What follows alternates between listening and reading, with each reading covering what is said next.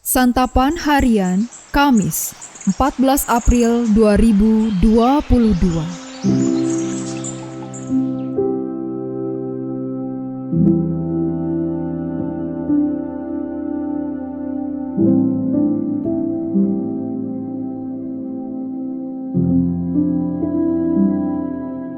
Inilah program Santapan Harian, sebuah program yang mengajak Anda menelusuri isi Alkitab, agar Anda menemukan makna firman Tuhan sesuai dengan konteksnya. Santapan Harian tertuju bagi Anda yang ingin memiliki kehidupan rohani yang segar, kuat, dan sigap.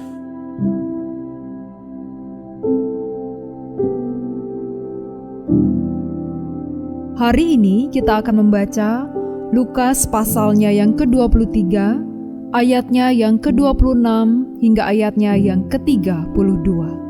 Namun sebelumnya, mari kita berdoa. Di dalam keteduhan hati ini, kami berserah kepada sabda-Mu ya Allah. Kami akan menikmati indahnya sabda-Mu. Di dalam kasih-Mu Kristus Yesus, kami berteduh. Amin. Lukas 23 ayat 26 sampai 32. Ketika mereka membawa Yesus, mereka menahan seorang yang bernama Simon dari Kirene yang baru datang dari luar kota. Lalu diletakkan salib itu di atas bahunya supaya dipikulnya sambil mengikuti Yesus. Sejumlah besar orang mengikuti dia, di antaranya banyak perempuan yang menangisi dan meratapi dia.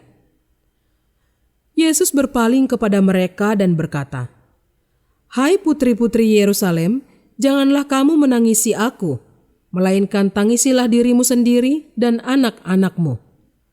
Sebab lihat, akan tiba masanya orang berkata, berbahagialah perempuan mandul dan yang rahimnya tidak pernah melahirkan, dan yang susunya tidak pernah menyusui. Maka orang akan mulai berkata kepada gunung-gunung, runtuhlah menimpa kami, dan kepada bukit-bukit, timbunilah kami. Sebab jikalau orang berbuat demikian dengan kayu hidup, apakah yang akan terjadi dengan kayu kering?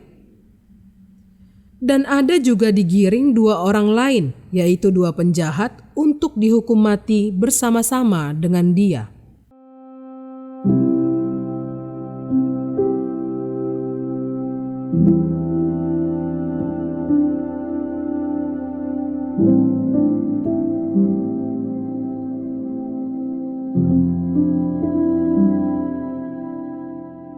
Sahabat Santapan Harian, perasaan apa yang muncul ketika kita tahu bahwa apa yang kita kerjakan sepenuh hati untuk orang lain ternyata sia-sia?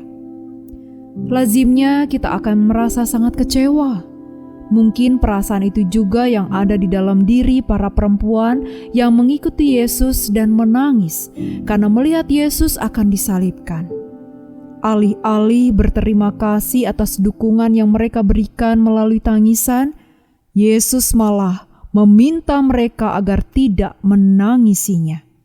Yesus justru meminta para perempuan itu untuk menangisi diri mereka sendiri dan anak-anak mereka. Apa yang mereka lakukan untuk Yesus seolah-olah tak ada artinya. Betulkah demikian? Bisa iya, bisa tidak. Iya, percuma, karena semua tangisan itu tak akan mengubah apapun. Yesus akan tetap dihukum mati dengan cara disalibkan. Bahkan Yesus sampai mengupamakan mereka seperti orang yang minta diruntuhi gunung dan dijatuhi bukit. Sangat menyakitkan. Namun, bisa juga tidak. Karena peristiwa penyaliban Yesus justru menjadi tonggak yang mengingatkan mereka semua tentang hal yang paling utama dalam hidup. Yesus memang akan meninggalkan mereka. Yesus tidak akan ada lagi bersama mereka secara fisik. Ketidakhadiran Yesus secara fisik menjadi saat untuk melihat dan mengingat bahwa selama masih ada kehidupan, mereka masih mempunyai kesempatan untuk mengerjakan segala yang baik dan benar. Sebab apalah yang dapat dilakukan dengan kayu yang mati?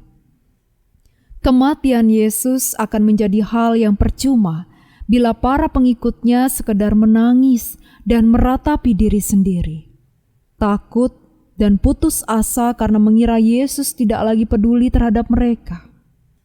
Sebaliknya, kematian Yesus akan tidak percuma bila para pengikutnya bersedia terus-menerus melakukan introspeksi, memeriksa apa saja yang sudah mereka lakukan.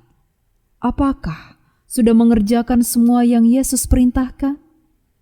Selama masih ada hidup yang dianugerahkan kepada kita, jalanilah hidup itu sebaik-baiknya, setepat-tepatnya, sebenar-benarnya.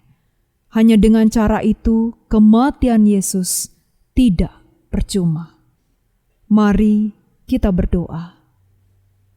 Dalamnya kasih-Mu Bapa, dan dalamnya pengorbanan Putra-Mu yang mulia, kami bersyukur. Engkau kami sembah, Engkaulah yang terindah. Seumur hidup, kami mau menyembah-Mu dan melakukan perintah-Mu dalam setiap kata dan karya kami. Di dalam keagungan karya penebusan-Mu, ya Yesus Kristus, kami bersembah. Amin.